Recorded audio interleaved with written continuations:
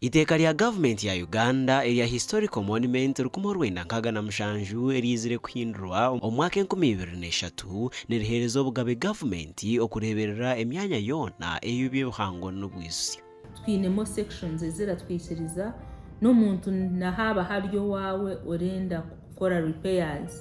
twine kubanza twa inspectinga tukakuorusya tukamanza twamanya repairs zorenda gukora. Omuri Mbarara harimu emyanya nka ekikari ky'omugabe wa Ankore, ebituro by'omugabe, enju eyahindurire mu Biburi, ebituro by'abantu ababire nibebembera omuri Ankore, hamwe n'emyanya endijo eyakubire nehindurwa eby'oburambuzi konka emyanya egi nekirebuka kubi. N'abantu abine ebyombeke ebyo biri byabo nk'abantu obutabicwecereza kureka babirinde babikozese babikozese kuretamu entasya omwihanga. Emirundi mingi ntureba abantu nibaza Isiraeli kutayaya konke bakugenda kuza kureba n'ebizimbe ebyabire biriho na n'obwire bwa Yesu kandi amahanga ago gariyo ngafune sente nyingi ezikurugo mukiro wakwesero mu rujungu cultural tourism. Abari kurebuza ebyombeko hamwe n'emyanya ebyafaayo omuri Uganda aba Cross Cultural Foundation of Uganda nibagira ngu gumwe aha muringo gwo kurinda ebyafaayo ebi aba babasize kubihandika no kubimanyisa abantu hamwe n'ibikiro erikwera okumanya ebyafaayo. N'ekindi ekintu ekitukwenda ihanga ryitu kukora no kuteeka hebiragiro ebirukuzibira abantu okushisha ebizimbe nk'ebyo emyanya nk'ebyo nka history yitu kokureba history yitu nkabikwata ha mugenzi gout obwazikirwe kamukuzi hariya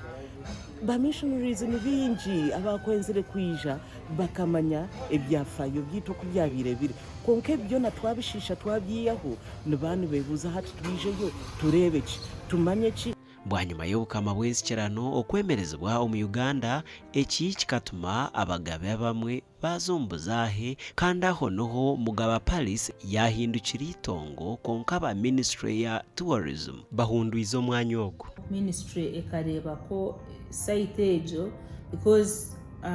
kureberera mu Historical Monuments Act 1967 eyo to repeal injire with the new act ejeje 203 ni responsibility ya government okureberera eby'obuhanga byona wanoreba geteji enkuru noreba kweyombekeye kutwagire kombeka endijo twayombeka nkeji yenyini kandi kuwaza umunda warebayo enjungu zikombekwa rukumo rwenda 3 Aharamukuzi niho hariho n'ekanisa yo kubanza eyayombekerwa mugabe wa Ankore omu myaka ya kare kandi obwahati hasigireho ekisiika kyonka ekirye ky'ebyafaayo omunyikiriza omuri Ankore. Nebyo kutangaza ebyabireho mu myaka ya kare 1936 okujuna kwijo muri Ankore 35 kwijo muri Kigezi kandi before that Gahini konka kandi ntugaruka tugera ngo okwikiriza no kujunwa tukwe byakare byonka konkana hati kucuruho chachi yabyewunyisa kubanga bali batabula matafali nga batabikamu esubi okukola amatafali kintu ekyo tukyakikole enaku zino tufube nyonga bwe tusobola okukuuma ebyobuwanga byaffe n'ebyennono byaffe n'ebyafaayo byaffe kati ngano mu Mbarara ndi musanyufu nti obulabirizi obwankole bugezezaako okukuuma ennyumba enenkadde olw'ensonga nti bebimu ku byafaayo ebyedde ebijjayo ekifaananyi kya diocese gyevudde. Omwanya nigwo gumwe hariho n'ebituro nk'ekyagote hamwe n'ebindi eby'abantu babire bari bakuru omu bukama bwa Ankore kandi ebyo by'oburambuzi nibagira ngu omwanya ogwo gushemeye kuzitirwa gukaguma guriyo gw'ebyafaayo omuri Ankore. Ahari list iyo tusubmitingira mu cabinet